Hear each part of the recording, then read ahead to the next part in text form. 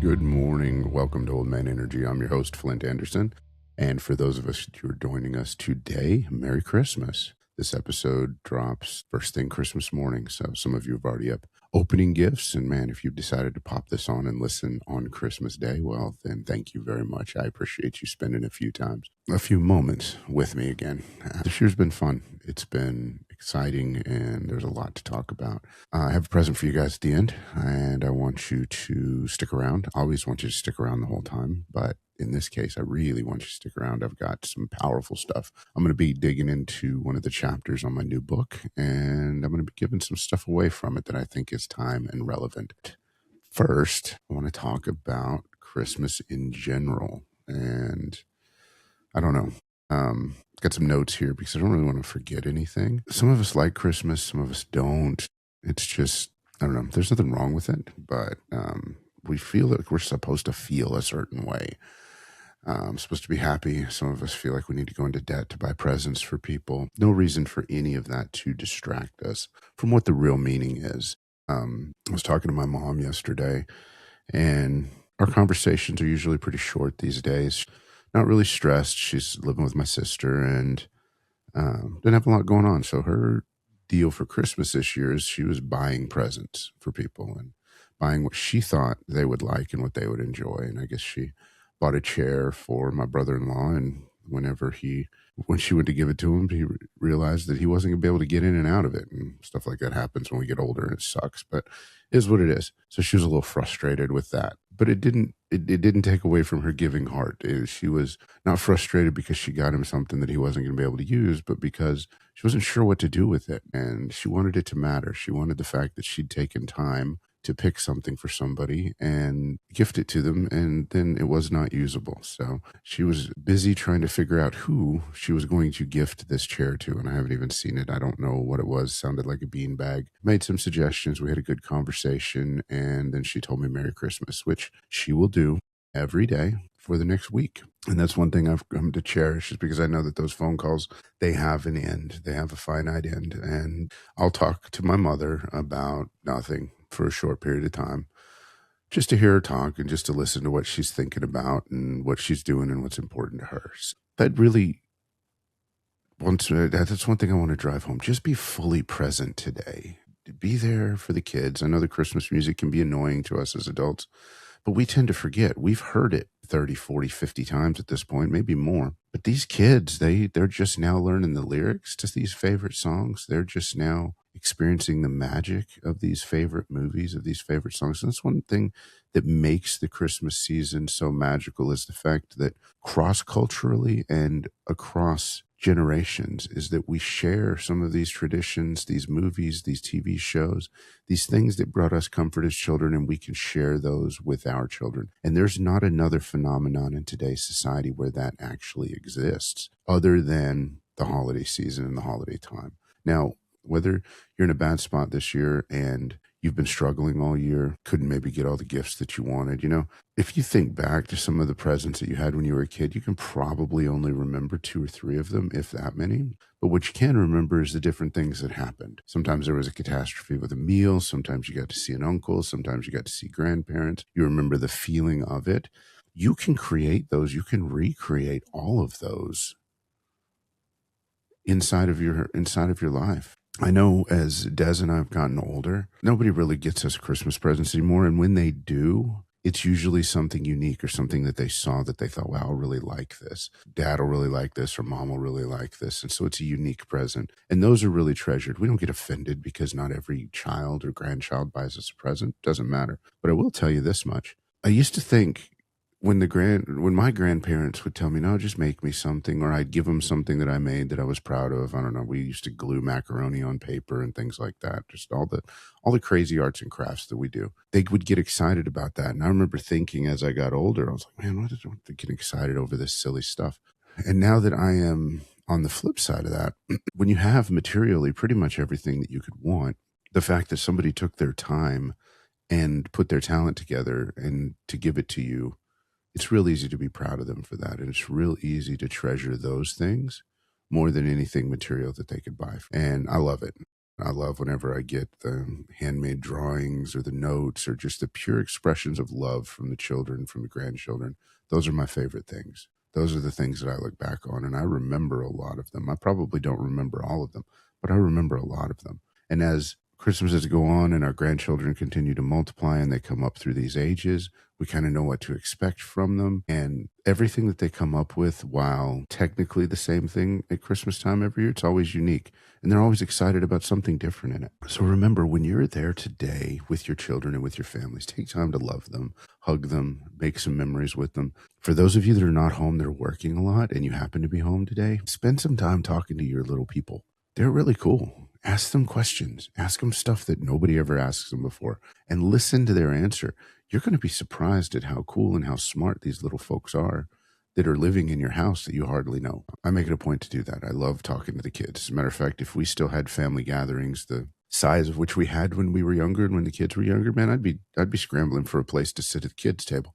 I want to have conversations with these little guys. I want to hear what their philosophies of life are, because it's always so cool. They figure stuff out. It's usually wrong, but usually also logical and makes sense. And we've had a lot of those over the years. So take some time and just love your children. Spend time with them, play with them, enjoy them. Do the same thing with your spouse once the kids have settled down, gone to bed, gone outside to play, to do their own thing. Take time to hug them, love them, tell them why they're important to you. It doesn't have to be because of Christmas. This can just be because you love them. But love people where they're at.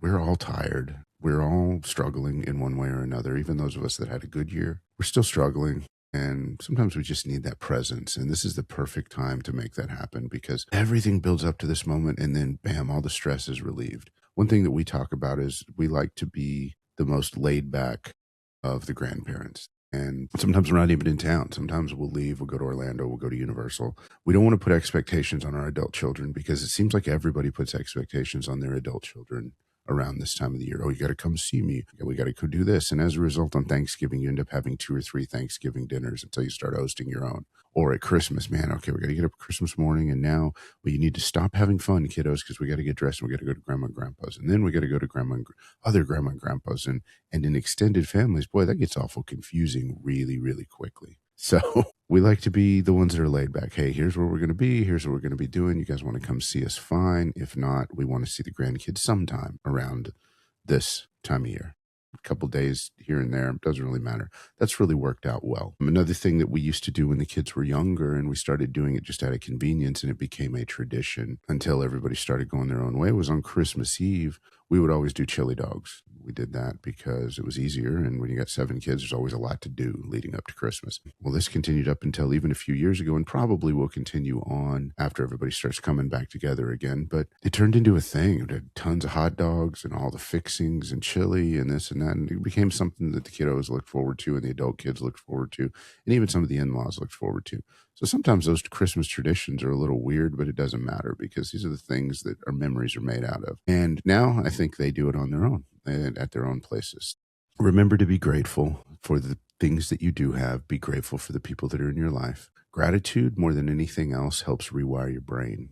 And it rewires your brain in a manner that calms you, that reduces cortisol, it reduces stress just by the very act of being grateful. And so I know I say it every time whenever I'm on here. I'm grateful for you guys that watch and that follow me and give me feedback. And those of you that don't, that I can still see that the click and numbers are going up, I'm very grateful for that, because information in this particular environment is what drives my podcast, but attention is what keeps it going. So I'm grateful for you guys, and I really am grateful for those friendships that I've been able to make from this, and I'm grateful for those of you that I've been able to connect with. And, I'm even grateful for those of you that have reached out because you disagree with me, because I'm not always right. I'm just sharing my opinion and what's worked for me, and that doesn't mean it's right for you. It doesn't even mean it's right in general. It's just we can only understand things from our own perspective. So for all of you out there that have been loyal listeners, I'm looking forward to continuing to have these relationships with you moving forward, and I am grateful for the time that you've spent with me and for taking time to listen to this morning. When you have time with your spouse over the next few days, we usually are a little slow, and Christmas being in the middle of the week this week, we all probably have a little bit of downtime, a little bit more downtime than normal. Sit down and be reflective. Take some time to find out if you guys are still in alignment with each other, and where. And if not, then maybe take some time to get in alignment with each other. Listen to your spouse, listen to your significant other. Talk about what's important and what you want to see happen in the next year. This is one of the few times out of the year that people slow down enough to think and have time to have these conversations. Spend your time with your family, spend your time with your kids, make your memories, be present with them. You don't have to spend time with people you don't like. Some families require some interaction, things like that. I get it. Get through it as quickly and politely as possible, but you don't have to open and share with everybody. You can just do what you need to do and then move on and go and then do the things that you enjoy. But this time matters. You don't get it back. I heard somebody state earlier that you only get 18 summers with your kiddos before they're basically grown and figuring stuff out on their own. You only get 18 Christmases with them being a kid too. And a lot of those have already passed and are already gone. So take your time, spend it in things that matter, in reflection. I'm giving you permission, if you need it, to stop worrying and just relax for a couple days. I'm giving you permission to be truly present for your kids, for your family, for your spouse. Today is not the day that you grind. Today is not, I got a day off, I'm going to turn it into a productivity checklist. Just show up and enjoy yourself and talk and have fun with your family and watch them have fun together. And when you have time over the next few days, spend some time with your spouse and talk about 2026. And when that's done, here's what always happens after the holidays and this is why I think sometimes people don't allow themselves to fully reflect on what's going on throughout the course of the holiday, because reality tends to come crashing back down after you've disconnected. And this is true generally after a vacation. It's really true after the holidays. Oh man, I did spend some time not worrying. It felt so good. And then all of a sudden, January hits. Guilt sets in. Those broken New Year's resolutions on top of the debt from Christmas, or the things that you put off or ignored, or the things that didn't get done. And now, where you were really motivated because you weren't worried and you weren't stressed and thinking about things, now you're just numb, dead in the water, and frustrated because you're not doing the things that you promised yourself you were going to do. You haven't made the changes that you said you were going to change. You haven't put into play the things that you have. So you're basically in the same position as you were before Christmas, only now you feel worse about it. And that's not healthy. So a lot of people just choose not to unplug because they know that's coming. Maybe not consciously, but subconsciously, that they know that that is coming. So I'm going to go over this chapter in the book, and I'm going to talk about New Year's resolutions. And I'm not a big guy on New Year's resolutions. I usually encourage you not to set them, but everybody does, and everybody tends to try, and very few people stick with them. The gym is the biggest joke about this, is that it's going to be busy for exactly about 2 weeks, maybe 3 in January, and that's it. And then it'll be right back to normal. There might be 1 or 2 stragglers that are left, but everybody's intentions die when their motivation peters out. This is why this year does not need motivation for you. And this is where my present is for you. I want you to pick one thing that's in the back of your head that you're going to set a New Year's resolution about. You're going to do it anyway. We can call it a goal. We can call it a resolution. Whatever you want to call it, we know you're going to do it. So pick it and stick with it. And every year, and a lot of times this has to do with weight, it has to do with a job, whatever it is. And you know which ones you've made multiple times and then got frustrated and quit on. We don't look at that. We just kind of let it fade and sweep it under the rug, and everybody else is doing the same thing. So we all pretend that 2 weeks ago we didn't do that. We all pretend that we didn't set that goal. We didn't make that New Year's resolution last month. And in the end of January, or come around May or Easter even, we're not asking each other, hey, how are those New Year's resolutions going? Because we didn't chase ours either.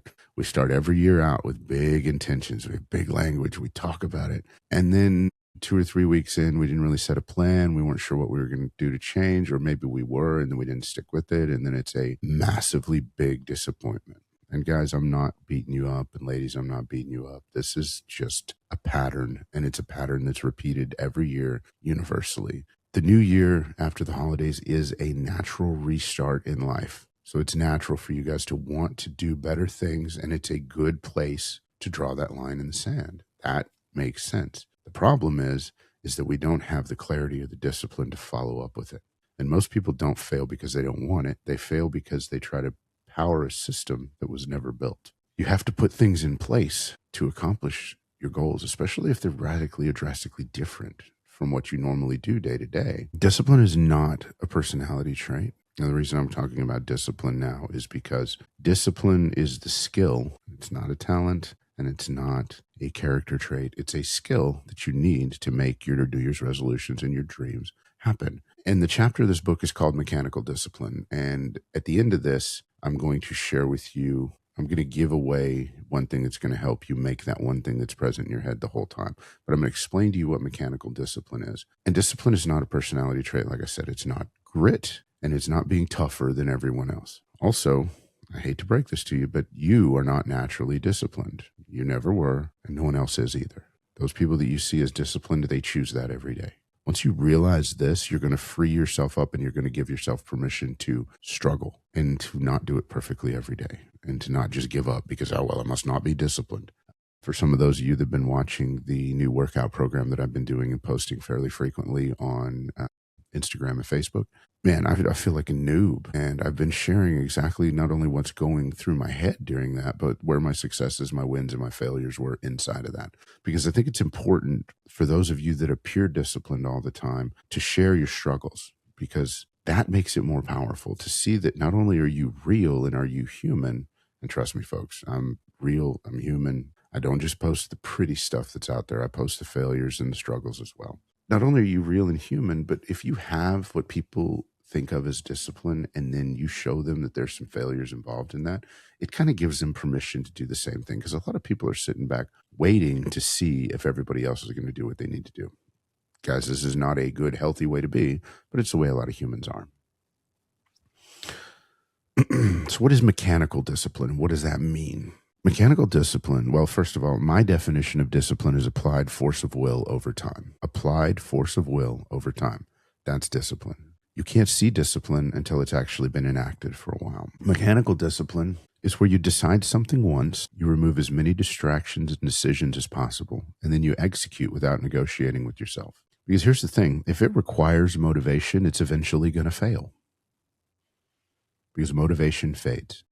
Some days you're excited, and some days you wake up and you just don't want to freaking do it. It's just life. We're human. It's the way it is. And not a single person on this planet is motivated to do what they need to do every single day. And hundreds of thousands of people get up and go do what they need to do every single day, whether they're motivated or not. I love to use the analogy of creatives. A lot of time will say, I'm just not motivated today. The muse hasn't struck me. I'm not feeling it. So they don't do what they need to do. Well, you know what? Let's apply that to the trades. Let's say your plumber calls you and says, I know you don't have any water in your house and you can't flush your toilets, but I'm not feeling the spark to repipe your house today. I don't have the vision. I just can't see my way to making that happen. You hire another freaking plumber. That's ridiculous. So motivation is not a driving force ever. Now it can be a booster, but it's not a driving force. Your plumber does not have to be motivated to rewire your house. You should never let your plumber rewire your house, ever. Your plumber does not have to be motivated to repipe your house. Let your electrician do the rewiring. But the same thing, your electrician doesn't have to have a vision for rewiring your house. It just needs to show up and get the job done. In that same manner, you don't have to be motivated to hit your goals. You just have to have a plan, remove every small decision that you can so that you can just execute without negotiation. And here's why willpower fails over time. We only have so much mental capacity throughout the course of the day. And I spend some time talking about this, especially with my executive level clients, is we're able to make 3 or 4 really big decisions every day. And then there's 1,000 or a bunch of other small decisions that we make every day. What am I going to eat for lunch? What am I going to wear to work? What am I going to do here? As many of those as you can eliminate, your days will immediately start getting better. But that's a different task than what I'm talking about with mechanical discipline. But why our willpower fails is because we think we need to make the same decision over and over and over again every day. And you don't. Once you've decided something, you put pieces in place. You don't have to think about that anymore.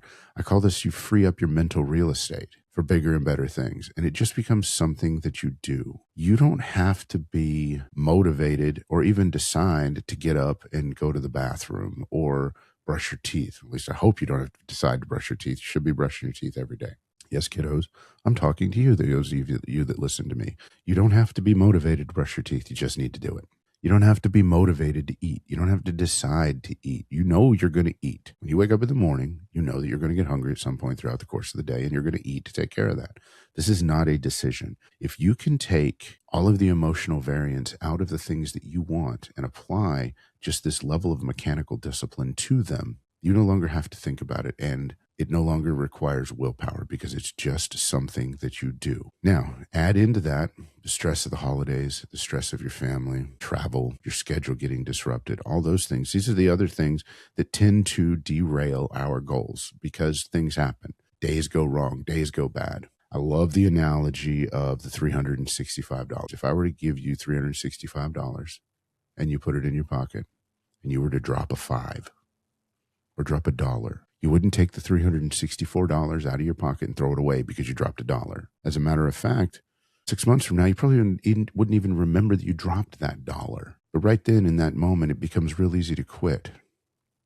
Because, well, I missed one day, I screwed it up. Well, you know what? You got 364 more days to do it right. So when all you're running on is willpower and motivation, this is where it fails. Disruption is where it fails.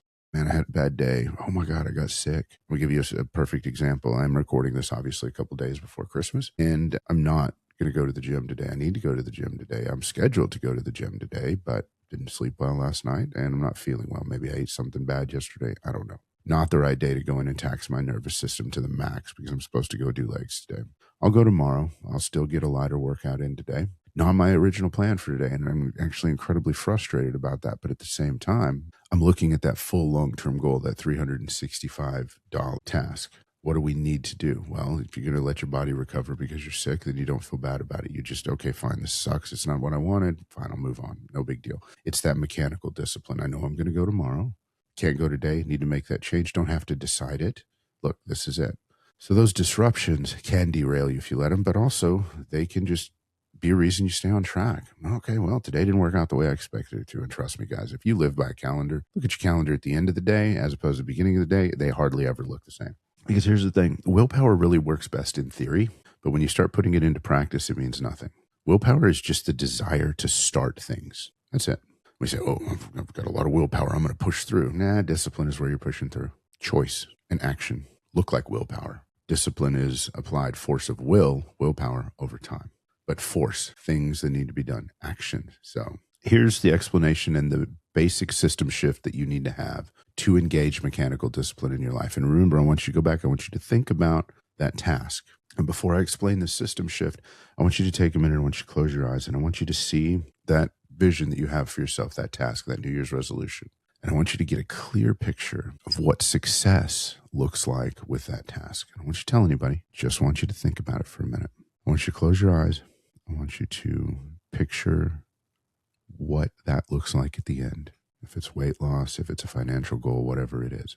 Get a clear picture of that in your mind and think about how you look. Think about how you feel when you're there, when you're at that finish line, when you've accomplished this task. Feel the emotions. What does it look like? Get a very distinct, clear picture of how that looks in your brain. And I want you to hold it, capture it, and think about it for a minute. Now, we're going to measure every single thing against that. So we're going to do what's called a system shift inside of mechanical discipline, where your tasks are predefined. There are only two outcomes. You do things in the same time, the same order every day, and there's no debate about it. You decide this once. You know what success looks like, so you don't have to picture and wonder if it's going to work or not every day. And then you do it. Now, some of you out there have been talking about, oh, I'm going to write a book. I'm about to get started. I wrote a sentence. I have a good idea. I want to do this. And I was talking to somebody the other day that they are about to write a book, or I'm about to start a podcast, or I think I'm going to do this, or I'd like to do that. Figure out what you need to do to make that happen. I'm going to use writing as an example for this. Commit to 30 minutes a day and writing a specific number of words every day. That's it. Here's the secret. When you do that, there's going to be days you're not motivated. There's going to be days you have writer's block. Well, you know what? You can sit down and you can write that number of words. You can write the exact same word over and over again. You can start off writing, I don't know what to write today. And then just start writing. As long as you hit the numbers, it'll eventually work out because your tasks are predefined. For those of you that are going to be doing fitness, that have a fitness goal, maybe a weight loss goal, maybe a I want to be there when my grandkids get married goal. I'd like to see my kids grow up. Some of you are that grossly out of shape. Well, the first step in any fitness goal is movement. I like walking because it's something that everybody can do. No matter where you're at in life, you can walk. And you know what? Your 45 minutes of walking may look a lot different than mine. But you plan it, you schedule it, and you set time aside to do it. And you don't do anything else during that amount of time whenever you do it. Whenever you set it aside. That's the only thing you do during that amount of time. You don't negotiate with yourself. If it's time to walk, it's time to walk. Same thing with training. If it's time to go to the gym, it's time to go to the gym. You don't have to feel motivated to go to the gym. You just need to go to the freaking gym. And yes, it really is that easy. Some of you are going to say, well, if I get up, it's cold, the car's broke down. Well, you know what? That's not every day. If you can't make it to the gym and you've committed to training, well, you can go walk. You can walk in circles in your yard. You can walk in circles in your living room for 45 minutes. You can do some push-ups, some sit-ups, some jumping jacks. If you have the time set aside to exercise and work out and your day derails and doesn't go exactly like you want, be pissed off about it, but don't give up on yourself because, well, my car wouldn't start, so I can't make it to the gym. So screw this. My whole year's fucked. No, it's one day and you can still make it work if you want to. Today, good example. I'm still going to get my 2 workouts in today, even though I feel like garbage and I'm tired. Doesn't matter. I'm still going to get it done. Are they exactly what I'd planned to do today? No, not necessarily, but I'm still going to get them done. I'm still going to move that needle just a little bit forward. There is no debate once you set this mechanical discipline in place. If it's outreach, if you're a sales rep, if you're building a business, decide how many people you're going to contact every day and then do it. Write it down. Put it in a sticky note. Set aside time to make that happen. And this is the number one thing that people don't realize is when you plan to win. I think this is an old Zig Ziglar quote. When you plan to win and you prepare to win, you have every right to expect to win. But planning to win is one thing. I want to do this. Okay, that's your plan. Preparing to win, putting time aside to actually do this, that's preparing to win. And then engaging in it every day, well, then you expect to win because you will not fail if you engage in it consistently over time. Again, you don't wake up and decide to brush your teeth. This is the level of discipline and commitment and application that your goals deserve. Do not allow a missed day to have you spiral out of control. A missed day does not mean you renegotiate your goals. It does not mean that you have to start over every single day. Missing one day is just an event. Missing it twice, that starts to become a systemic problem. You know what? If you're sick in bed with the flu and you miss it twice, that's really, it may be missing 2 workouts, but that's the same miss. You're dealing with the same sickness. You just jump on it as soon as you're physically able to do it again. And yes, I've walked in circles in a hospital room so that I could finish my goals for the day. Was it the best workout I'd ever done? No, it's probably actually one of the most pathetic that I've ever done, but I did it because I was determined to continue to do what I needed to do. It wasn't a decision. I would not wake up in a hospital room and not brush my teeth. So I picked what I was able to do at the time, and I did it. Sucked, but it is what it is. I'm not going to renegotiate my goals. I'm not going to renegotiate what I do every day. And I'm not giving you medical advice. I'm not telling you to get out of bed now if you're in the hospital and go and exercise. That's what I did. That's a story as sharing what I've done to enact these things that I'm teaching you. I'm not telling you to do that. Please follow your doctor's advice. Really don't need people doing, oh, well, I got out of the hospital bed because this guy on the internet said so. Don't do that. You make your choices accordingly. But also, if there's no reason for you to skip twice or 3 times, then don't do it. Just if it's on your calendar, do it. Treat it like brushing your teeth. Treat it like eating. Treat it like going to the bathroom. Treat it like going to work. It's just as important. You're not renegotiating yourself. And if you start skipping it for no reason other than you just don't want to, well, you know what? That's not a discipline problem. That's a choice. Just as doing it was a choice, not doing it was a choice too. Oh, I'm not disciplined, so I can't go make this happen. No, you're just choosing not to go. You're choosing to sit on the couch and eat Doritos and Twinkies and watch TV instead of getting up and go walk for 45 minutes or go to the gym or spend time with your kiddo, play a game with your kid, engage with them when you don't both have a screen shoved in your face. It's a choice. It's not a failure.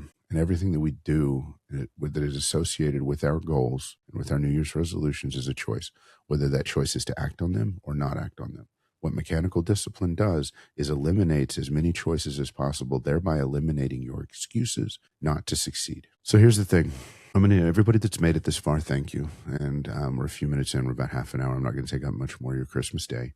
And this thing's going to continue to be available after Christmas. But here's my gift to you is I have a checklist that I run through for my mechanical discipline actions, for lack of a better term. If I have something I've never done before or something that I'm struggling to get accomplished, then I use this system. And this is how it makes it onto my calendar or it doesn't make it onto my calendar.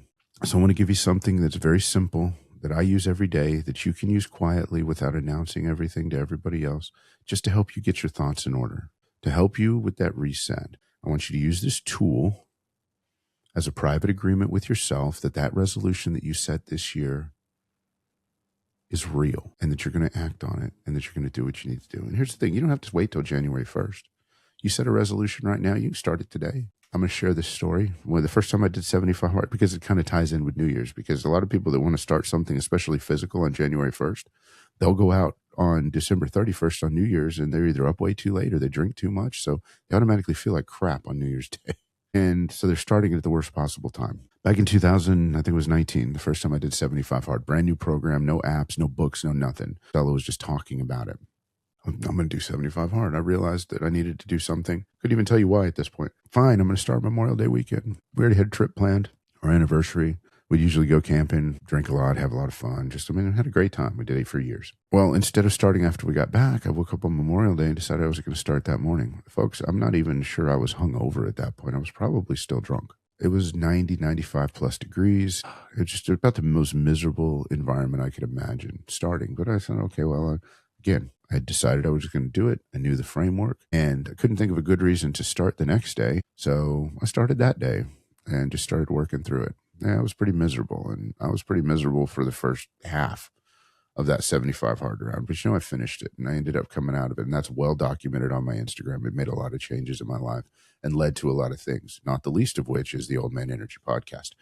And that entire structure inside of my companies in my life, all of that has come from that one morning that I woke up either still drunk or possibly hungover because I told myself that I was going to do something, and I was tired of letting myself down. And this wasn't a formal checklist at that time, but it's the exact process that I went through before I decided to do that. Here's what this does. And anybody that sends me a message on this on any platform, I'm going to send it to you. And it doesn't matter if it's Christmas or not. If you hear this episode and this hits, send it to me. This checklist will be available.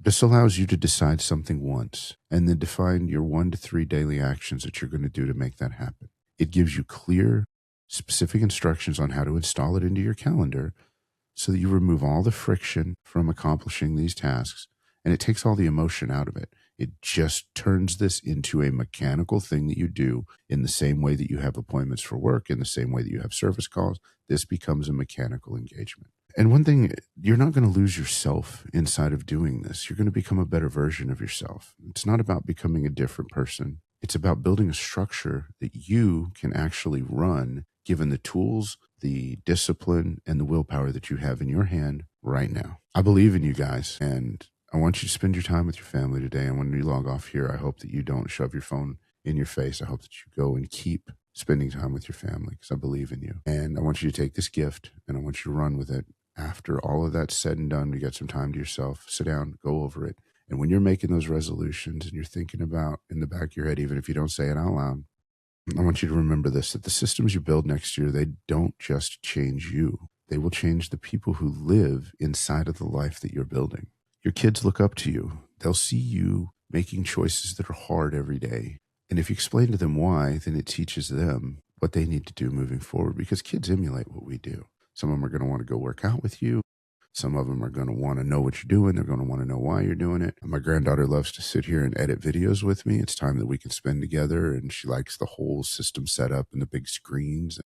I've even let her do some, and heck, she's done a couple on her own because she enjoys it. She has fun with it. We turned it from something that I have to do into something that's enjoyable, and I could explain to her the whole time why I'm doing it and what it means, and that there's people out there that wait and listen and want to be touched by this. So then we go and I show her the numbers and how many people watched the video that she edited and how many people interacted with it and things like that. And honestly, at 7 and 8, she's actually better at it than I am in some cases. She has a better eye for stuff like that. So you don't know where these interactions are going to lead. You don't know who is following you. Sometimes you do know who's looking up to you, but you don't always know who's following you. So you want to decide once and execute daily. Stop negotiating with yourself. This helps end that. You're going to build these systems into your life, and then you're going to trust that they're correct. You are smart enough to know what you want the outcome to look like, and you don't need permission from anybody else to start bettering yourself. And that includes people outside your life. It includes your spouse. It includes your children. It does not matter. You do not need permission from anyone to do that. And you don't need to be a better person to get started. You don't need to clean the house before the maid shows up. You need a better structure so that you can implement what you're doing and what you want to do already. So there's no urgency. There's no pressure. There's no, you have to do this now. This thing's going to be available whenever you decide you want it.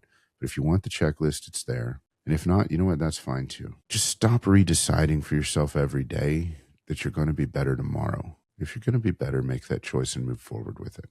I wish all of y'all a Merry Christmas. I hope that you spend some time with your family. I hope that you give and receive as many hugs and words of gratitude and affection as possible. I love each and every one of you, and I mean that when I say it. And I am grateful for your presence, and I'm grateful for you being here. If you don't already follow me on the other social medias, then you need to like, subscribe, check out below.